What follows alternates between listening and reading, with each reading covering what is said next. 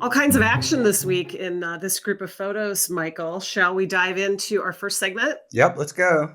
In this segment, we are interested in how news photos tell a story. And here is this week's image. This photo was taken by a favorite photographer of mine, Stephanie Keefe. What you're seeing are young female protesters in front of the federal courthouse in New York City. They are protesting in support of charges that were brought against Jeffrey Epstein on sex trafficking of minors. One of the things that really sticks out to me about this photo is it's just loaded with visual contrast. So you have the very official looking background of the courthouse. And then in the foreground, you've got young women who are not necessarily dressed as though they belong in an official background like a courthouse. That's kind of precisely the point. Epstein, with the photo, actually looks like a guy who would be comfortable inside the courthouse. This activist group, which calls themselves Hot Mess, is trying to get us to see not only the contrasts between Epstein's actions and the kind of official bureaucracy that many people argue facilitated him or did not punish him enough, but there's also, I think, a contrast clearly laid out here between gender, right? You've got the pictures of the predatory white man in contrast with this group of young, diverse women who are asking a question, what is to be done? I think it's been almost 18 years now since the abuse started. And the way that the abuse happened was one girl would tell another girl, and then that girl would bring two more girls. The multiplying Epsteins here kind of speak to that, evoke that. Finally we see him. And to me, that repetition, I think you're right, is really a key component of this image event. You get the sense of his multiple offenses. But I think there's also a question of kind of confronting the system, right? So standing in front of the courthouse in a context where there are questions about whether or not justice was served all those years ago, there could be other men's faces on those placards as well. It's Epstein, but there's also a lot of other people committing these crimes. Here, we're interested in thinking about how photographs might be pushing the visual boundaries to illuminate a story or idea. And this photograph was taken by Richard Heathcote from Getty Images. What we have in the photograph is Megan Rapinoe of the USA women's soccer team and also Alex Morgan, their co-captains. This was right at the end of the World Cup final match where they won the championship against Netherlands in France. Megan Rapinoe has really become almost an iconic figure since this moment. She was on Anderson Cooper and was asked to address Donald Trump. And then the fact that she made an astonishing, I thought, statement on the steps of City Hall before the ticker tape parade, one that embraces empowerment and inclusion, just really energizes this photograph.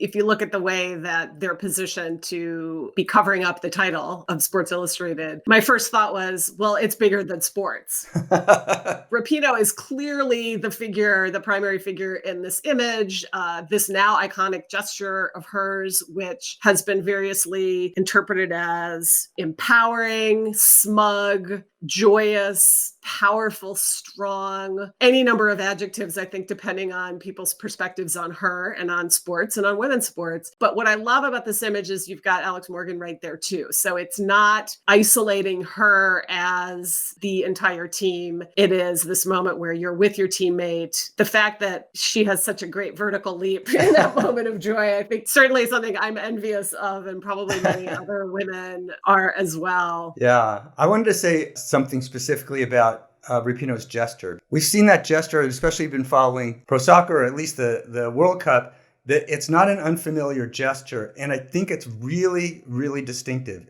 I think what's interesting is there's a kind of tension to it where on one hand it is like this extraordinarily embracing, share with me, we did this together, we're all one.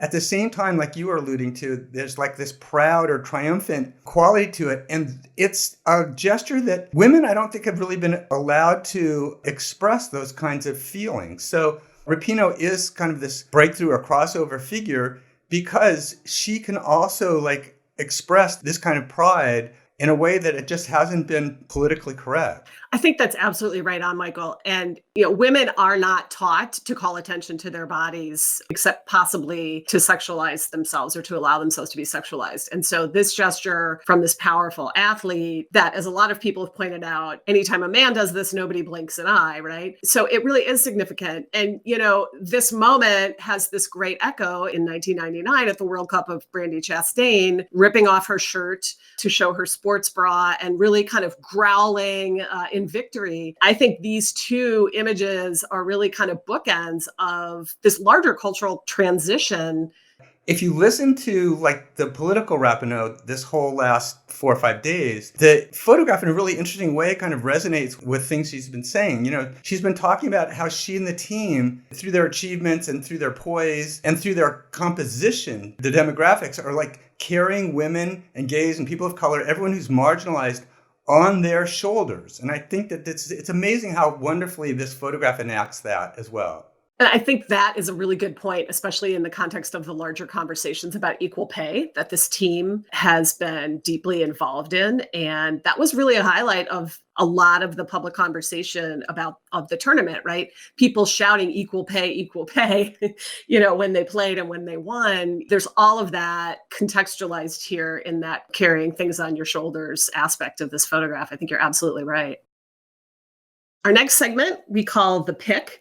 And here we're interested in what makes a photo a good editorial choice among lots of options. This photograph was distributed by Secretary of Public Security. What it depicts are migrants in a tractor trailer after being detected by police X-ray equipment in Zacatecas state in Mexico. It's like surveillance culture inverted. When we think about surveillance of the border, we think about agents and cameras and drones and visibility. And here we have the state, in this case, the state of Mexico, using technology designed to help us see the typically invisible. I find it chilling. These images are ghostly. They're anonymizing. Images of immigration are often very anonymizing and dehumanizing. This image to me just takes that to a new and really chilling level. Yeah, it's amazing how not just our politics and the actions on the border, government policy, but also the technology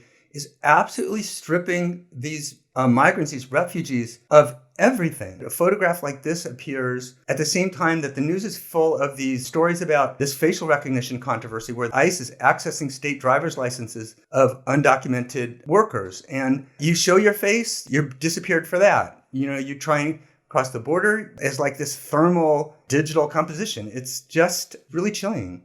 It is. And, and it's also my understanding that these images are being circulated at least partly to illustrate that the Mexican government is cracking down. Trump has said they're not doing enough, and Mexico is saying, look, look at what we're doing.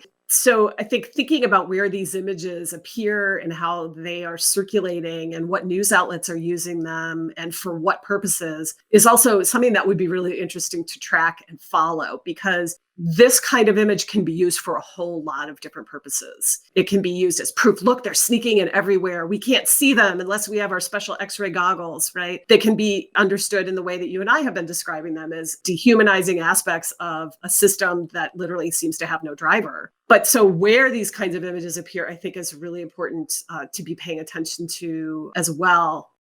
We'll be back next week. We absolutely will. Thanks, everyone.